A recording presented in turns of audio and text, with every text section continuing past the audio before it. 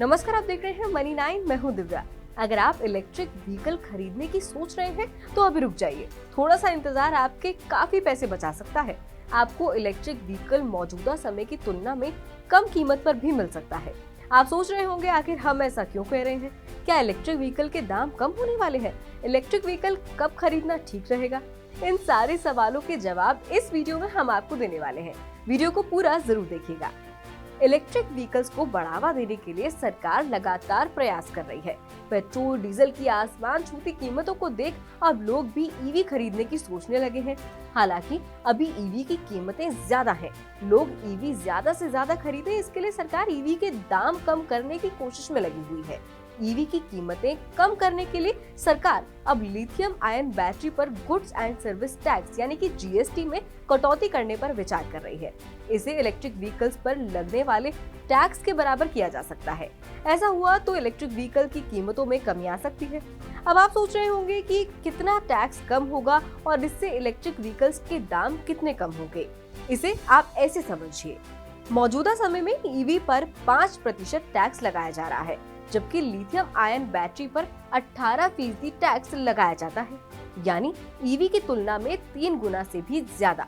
अब अगर इसे ईवी के बराबर यानी 5% कर दिया जाए तो इलेक्ट्रिक व्हीकल्स की कीमतों में अच्छा खासा फर्क पड़ जाएगा। जीएसटी काउंसिल ने साल 2018 में लिथियम आयन बैटरी पर जीएसटी दर को 28% से घटाकर 18% तक कर दिया था। अब ईवी को बढ़ावा देने के लिए जीएसटी दर में और कटौती पर विचार किया जा रहा है।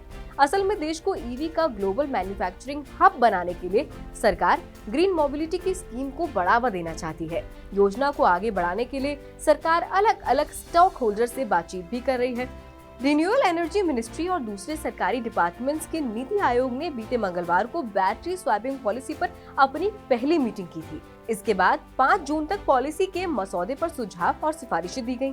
टैक्स को कम करने के साथ बैटरीज के लिए स्टैंडर्ड फॉर्म तय करना भी मीटिंग के एजेंडे में था। हालांकि जीएसटी का मुद्दा वित्त मंत्रालय के दायरे में आता है, इसीलिए नीति आयोग इस पर ज्यादा विचार नहीं करेगा।